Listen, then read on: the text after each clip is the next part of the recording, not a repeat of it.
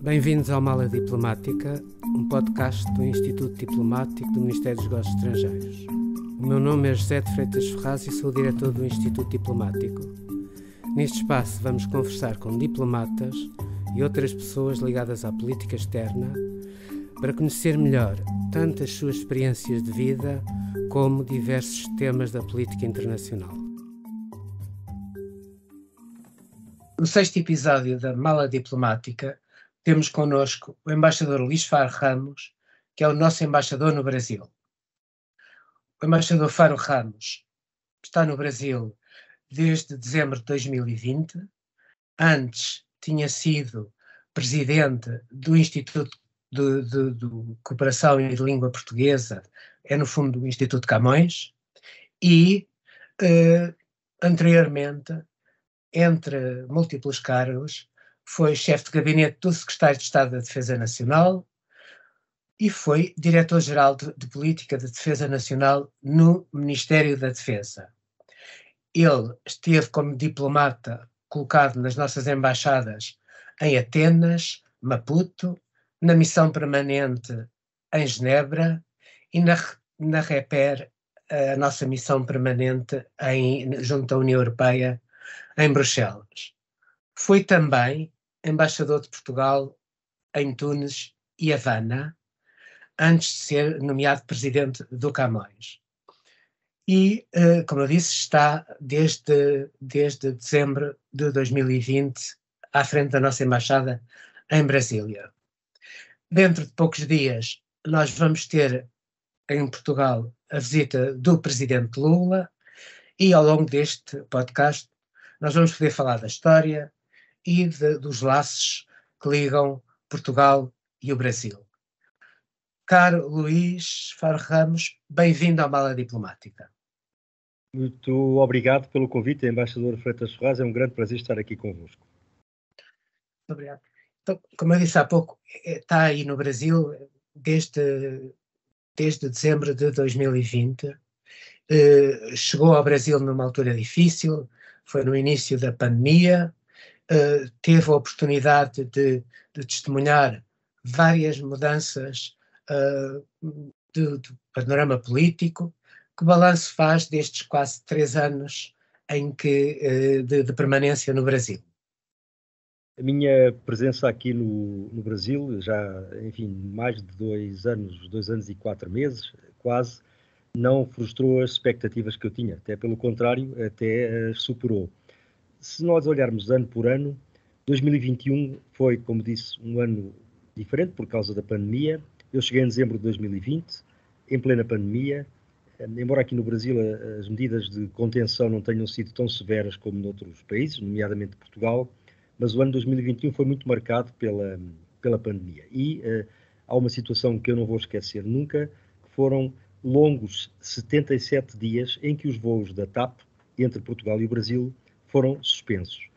Isso originou, como se pode calcular, imensas reclamações, imensas ansiedades por parte de portugueses, de brasileiros que estavam lá em Portugal, portugueses por aqui, gente de férias, investigadores, enfim, centenas, milhares de pessoas que diariamente reclamavam e puseram à prova a nossa estrutura consular. Felizmente isso foi ultrapassado, mas foram 77 longuíssimos dias que eu não vou esquecer. Em julho desse ano, e agora pela positiva, tivemos a reinauguração do Museu da Língua Portuguesa em São Paulo e o nosso Presidente da República deslocou-se a São Paulo para essa reinauguração. Foi um momento importante também em termos de ano de 2021. Já 2022 foi um ano completamente diferente. Foi o ano, para começar, da celebração dos 200 anos da independência do Brasil. Portanto, foi um ano de muita atividade cá e lá, de Portugal aqui, do Brasil no nosso país. O nosso Presidente da República esteve cá por 2 vezes. A primeira, na Bienal do Livro de São Paulo, em que Portugal foi o país convidado de honra e foi uma ótima ocasião para nós mostrarmos o que de melhor temos na área da literatura, a do passado e a do presente. E o Presidente esteve também aqui em Brasília, nas comemorações do 7 e 8 de setembro. Porquê é que eu falo de 7 e 8 de setembro? 7 de setembro é a data da independência. Houve uma manifestação promovida pelo então Presidente da República Brasileiro mas, sobretudo, o que retenho é a participação brilhante do nosso Presidente na sessão solene que o Senado brasileiro organizou para os 200 anos. Portanto, foi um grande momento de 2022. E, claro está, 2022 foi o ano das eleições presidenciais, que resultaram numa mudança de presidente. Houve 2 voltas muito apertadas, o país estava, como está ainda, mais ou menos polarizado, e, portanto, foram as eleições um acontecimento maior do ano 2022. Claro. 2023 está a ser o ano do regresso do Lula da Silva à presidência e vai ser o ano da Cimeira Luso-Brasileira. Nós não temos cimeiras há 7 anos. Portanto, desde 2016 não fazíamos uma cimeira. Vamos fazê-la agora, como referiu, nos próximos dias em Portugal, e está-nos a dar já bastante trabalho. Nestes 3 meses que levamos de 2023, já tivemos várias visitas, desde logo o Presidente da República e o Ministro dos Negócios Estrangeiros para a tomada de posse do Presidente Lula da Silva, logo no início do ano, mas também visitas de 2 secretários de Estado do âmbito do MNE, o Secretário de Estado das Comunidades Portuguesas e o Secretário de Estado da Internacionalização. E logo mais vou até ao Rio de Janeiro para receber a nossa Ministra da Defesa Nacional, que está em visita também ao Brasil. Portanto, de facto, este ano de 23 é um ano que promete muito, mas não deixámos nos anos anteriores, desde que eu aqui cheguei pelo menos, de trabalhar bastante em várias dimensões na relação entre Portugal e o Brasil. O Brasil é, de qualquer forma, digamos, um posto diferente dos outros postos onde teve colocado, dado o facto de ser um país onde no Brasil existe uma grande comunidade portuguesa e em Portugal existe uma grande comunidade brasileira. Esta proximidade e este número um grande número de pessoas de ambos os países a viver no outro país, de que forma é que altera o relacionamento bilateral? Como é que isso se reflete no dia-a-dia do nosso relacionamento? Eu, felizmente, todos os postos por onde passei, tanto a nível de chefe de missão como mais cedo, foram postos interessantes e estimulantes a nível profissional e pessoal. Mas, na realidade, o Brasil é de uma dimensão completamente diferente. Completamente. Nada que se possa comparar a qualquer coisa que eu tenha feito antes. A história une-nos para sempre. Essa história deu-nos a mesma língua. Portugal descobriu o Brasil várias vezes, em várias vagas de imigração, sobretudo no século passado, e agora é o Brasil que está a descobrir Portugal, a ponto de já serem cerca de 500 mil os brasileiros que vivem no nosso país, o que os torna a maior comunidade estrangeira a viver em Portugal. E, portanto, esta dimensão única da nossa relação torna este país, em termos de responsabilidade de um chefe de missão, único também e muito aliciante.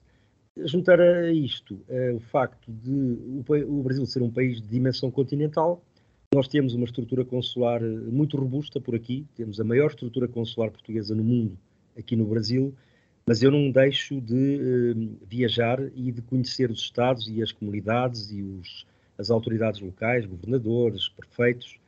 Já fui, neste momento, 18 estados, dos 27 que o Brasil integra. Portanto, também nessa dimensão é completamente diferente. É enorme, é aliciante, todos os dias há qualquer coisa que nos interpela para nós fazermos e, portanto, é um desafio de facto único e é uma responsabilidade muito grande e eu penso mesmo que, olhando para as nossas responsabilidades em termos de política externa, se olhamos para todas as dimensões que a nossa política externa inclui, eu não vejo, na realidade, um país que seja tão completo, não é, como o Brasil. Claro.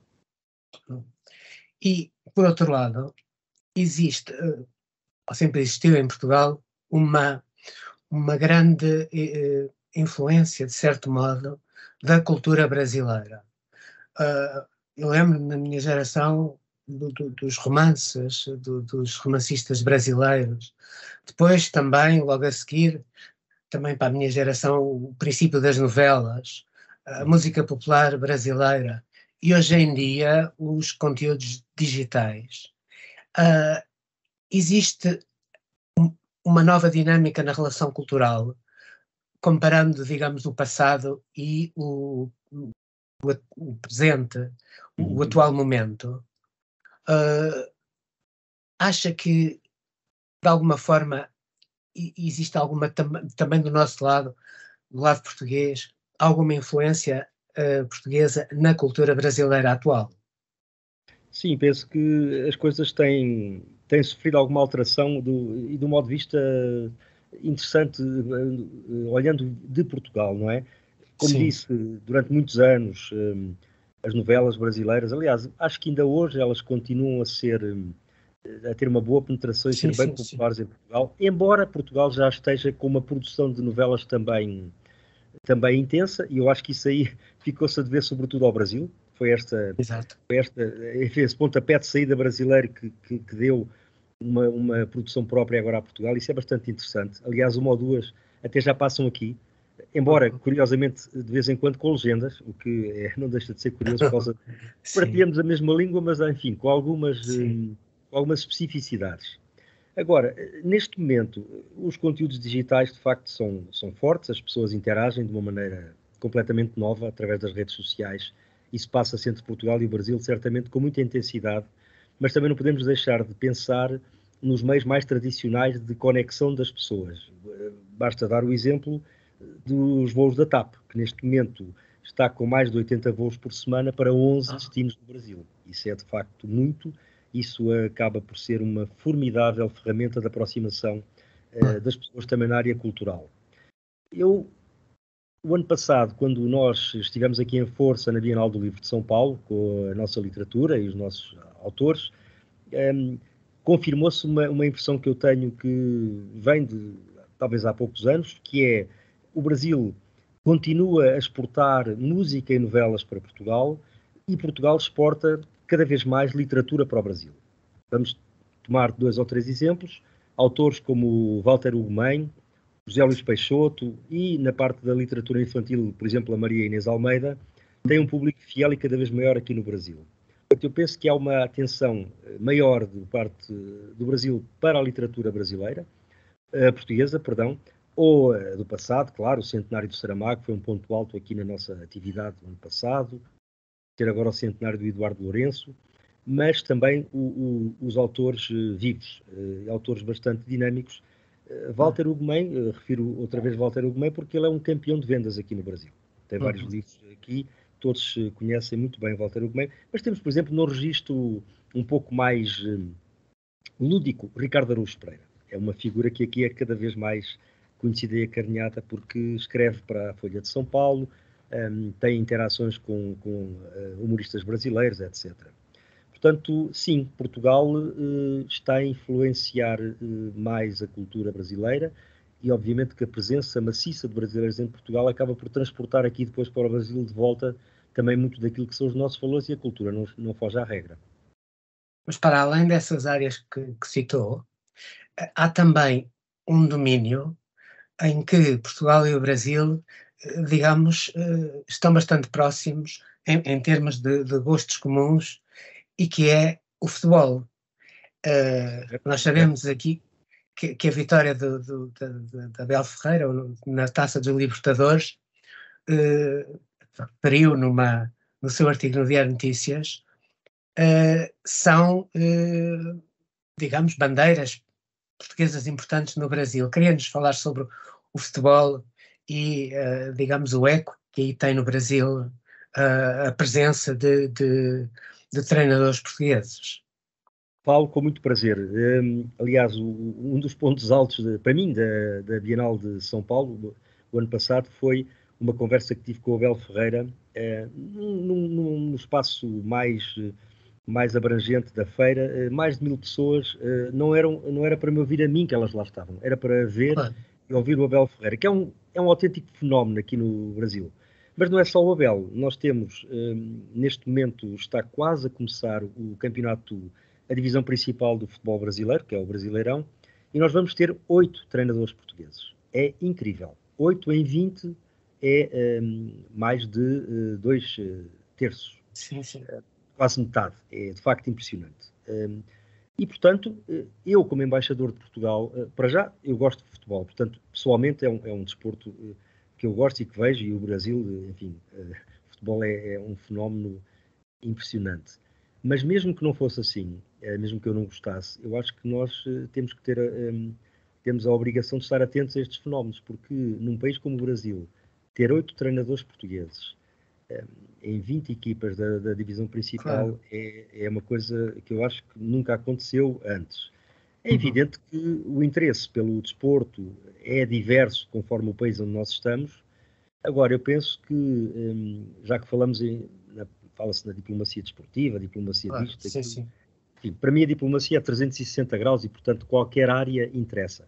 Mas no Brasil, especificamente, acho que é evidente o interesse que nós temos em aproveitar esta rede fantástica dos atletas, dos desportistas, dos treinadores, para promover o nosso país aqui. E, portanto, Claro. faço com muito gosto, mas faço também com a noção de que é um dever para mim enquanto embaixador de Portugal.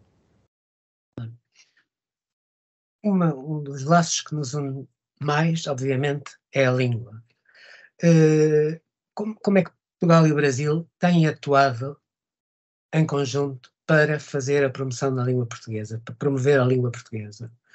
Ah, Tendo também em conta não só a sua experiência como embaixador, agora neste momento, mas a sua experiência anterior como presidente do Instituto Camões. Bom, o Brasil está, neste momento, a fazer um caminho que nós, em Portugal, já fizemos há mais tempo. O Instituto Camões existe e está sólido, está muito bem presente pelo mundo inteiro. Tive a oportunidade, aliás, de perceber isso naqueles 3 anos que lá passei como presidente do Instituto. O Brasil está um pouco mais atrasado, criou há meia dúzia de meses o Instituto Guimarães Rosa, que é, digamos assim, o homólogo do Camões em termos Sim, de promoção cultural e de língua, o que não quer dizer que não se fizessem coisas antes, mas eu penso que agora há condições para ter uma estrutura mais sólido. presente, dos dois, não é? Camões Hum, Guimarães Rosa. Mas lembro, por exemplo, quando eu estava no Camões, nós tivemos uma iniciativa que ainda hoje dura e da qual me deu grande satisfação, que foi criar pela primeira vez uma possibilidade do ensino da língua portuguesa na Escola das Nações Unidas, em Nova Iorque. hum, Isso foi uma parceria entre Portugal e o Brasil. 2 professores, um português e um brasileiro, a ensinarem a nossa língua na Escola das Nações Unidas. Portanto, são coisas que nos dão grande satisfação, mas agora penso que o Guimarães Rosa, enfim, também atuante e presente, vai ser possível ampliar bastante esta cooperação pelo mundo fora. claro. Recentemente houve alterações às regras de mobilidade no interior da CPLP. Acha que tem aumentado, tem visto o aumento do número de vistos portugueses por parte de cidadãos brasileiros? Uh, Se essa procura aumentou, nós estamos a responder bem? Existem algumas dificuldades na aplicação das novas regras? São estas Uh, as perguntas que eu gostava que. não, a procura aumentou muito, muito mesmo. Sim. Uhum. Penso, aliás, talvez não tenha paralelo noutros países da CPLP. Sim, sim. A nossa estrutura consular está a tentar responder, está a trabalhar a todo vapor. Claro que nos momentos iniciais de uma nova legislação, de novas regras, há sempre digamos, um período de adaptação. É como um ajustamento de placas depois de um sismo, não é? Portanto, aqui há Claro. uma alteração substancial da possibilidade do brasileiro, neste caso falo pelo brasileiro, que é o que me interessa no país onde estou, por Portugal, há muita procura, a estrutura consular não aumentou, é a mesma, portanto, aumenta a procura, a estrutura consular tem que tentar corresponder, é o que está a fazer. Agora, tudo isto exige um bocadinho mais de paciência, tanto de um lado como do outro. Uhum. E acho que em tempo nós devíamos ter um reforço dos nossos meios consulares, porque estou certo de que essa procura não vai diminuir nos próximos tempos. Sim. Mas no seu ponto de vista, esse aumento foi um aumento, digamos, de 20%, 30%? Tem uma ideia mais ou menos do que. Eu penso que terá sido demais. Se nós olharmos para a Ok, média ok. do Brasil, não é igual em todos os portos consulares. Por exemplo, Mas nós depois, temos São Paulo e Rio de Janeiro e Brasília, 3 ou 4, sim, onde essa procura aumentou muito para cima disso. ok. Um, e outros em que não, nem tanto. Mas sim, eu penso que a média andará, não tenho números exatos, mas penso que a média será superior a esses 20%. Uhum. A eleição, a recente eleição do presidente Lula e a mudança, digamos, no panorama político do Brasil, ah, julga que essa mudança ah, vai, digamos, modificar o relacionamento com Portugal, vai, no fundo, melhorar e tornar mais próximo o relacionamento entre os dois países. Esta administração está mais aberta a Portugal do que a administração anterior. Bom, penso que a realidade impõe-se e Sim, fala por si. claro, Nós não temos uma cimeira há 7 anos, vamos ter agora exato. uma cimeira Uhum, dentro de alguns dias, mas deixe-me referir o seguinte: desde que eu aqui cheguei, descobri que o Brasil não é um só Brasil, são 27 Brasis. Portanto, há muita autonomia nos Estados. Eu viajei já a 18, como referi, e claro. nós, no chamado nível subnacional, como dizem aqui os brasileiros, nós encontramos sempre uma abertura enorme para aquilo que são os nossos interesses, para aumento da cooperação cultural, económica, institucional. Estou a falar dos Estados, não é? Dos 27 Claro, Estados. claro, claro. E aí sempre foi muito, muito fácil. Em termos da administração federal, quer dizer, as pessoas no fim é que contam, e portanto, se as pessoas se relacionam desta maneira única, muito singular, como nós nos relacionamos entre portugueses e brasileiros, Hum, não é tão importante assim o relacionamento cimeiro. Agora, claro que é importante e acaba por facilitar uma série de outras coisas. E eu estou plenamente convencido de que este regresso do Brasil, como tanto diz o presidente Lula, não é? O Brasil está de volta. O Brasil está de exato. volta também à relação institucional externa, à sua política externa, que o Brasil, eu lembro-me, antes mesmo, há uns anos atrás, era um país atuante, um país líder em termos de países em vias de desenvolvimento, na América Latina. Tudo isso está à E volta. em África também. Em África, exatamente, o presidente Lula, Uhum, aliás, já anunciou que fará este ano, talvez pelo verão, agosto, por aí, uhum. visitas a Angola, a Moçambique, vai à África do Sul, à Cimeira dos BRICS, quer dizer, há toda uma dinâmica completamente diferente. Agora, com Portugal, é mais do que isso. A nossa relação é, de facto, diferente de qualquer outra que o Brasil tem.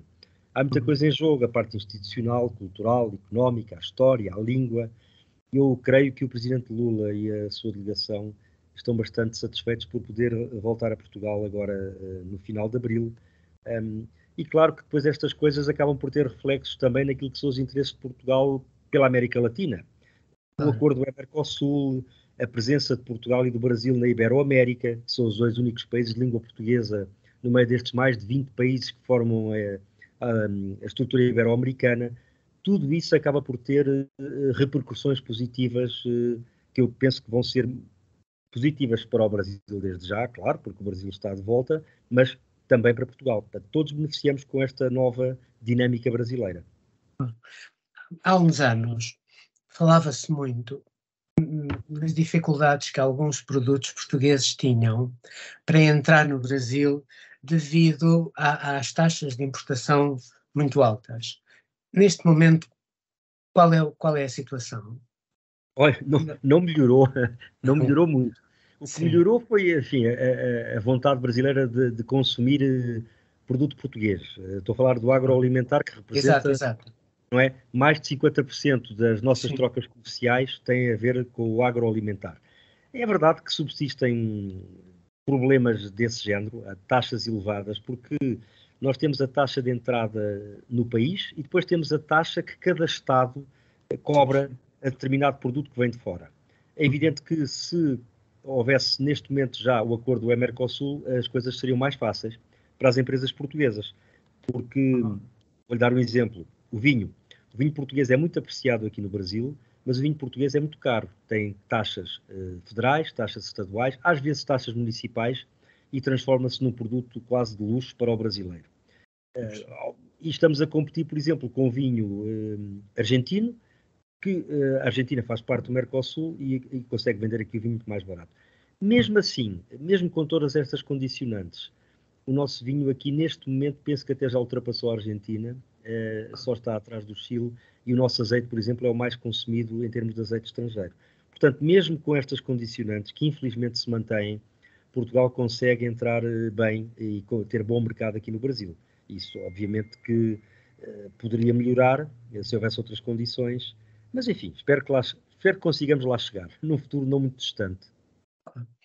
Por outro lado, um dos problemas mais presentes a nível de comunidade internacional, de imprensa internacional, é a desflorestação da Amazónia.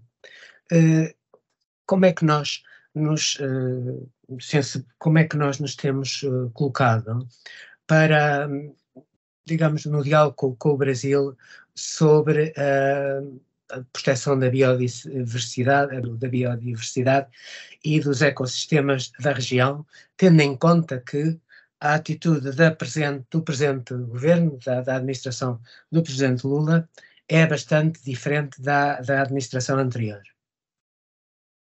É verdade, essa atitude mudou, eu diria, o bastante diferente, enfim, radicalmente diferente mesmo, Sim. porque o Brasil, neste momento, tem uma ministra do Ambiente muito respeitada, nacional e internacionalmente, a ministra Marina Silva, que é uma pessoa que está bem, bem consciente e conhece muito bem os problemas do país na área do ambiente e da sustentabilidade.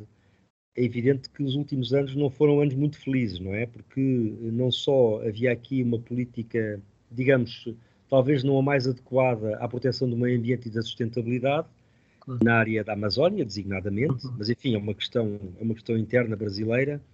Mudou radicalmente a percepção, mudou radicalmente o modo com o qual as autoridades pretendem enfrentar o problema, mas também é verdade que só passaram 3 meses e, portanto, os resultados poderão tardar um pouco a aparecer. Em termos de posição portuguesa, nós sempre, enfim, obviamente que revemos na posição da União Europeia nestas matérias.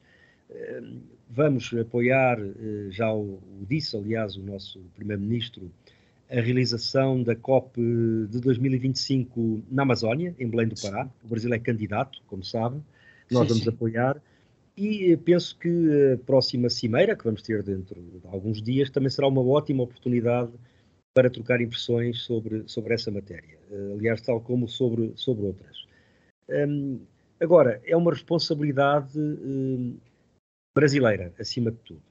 E a comunidade internacional, penso eu, deve reconhecer o esforço que as autoridades brasileiras, neste momento, estão a fazer para que os índices não sejam índices dramáticos e para que o Brasil possa recuperar o seu lugar, que já teve aqui, eu lembro-me da Cimeira do Rio, não é? Nos anos 90, o Brasil já teve um papel muito importante em área de preservação do ambiente, energia limpa, sustentabilidade.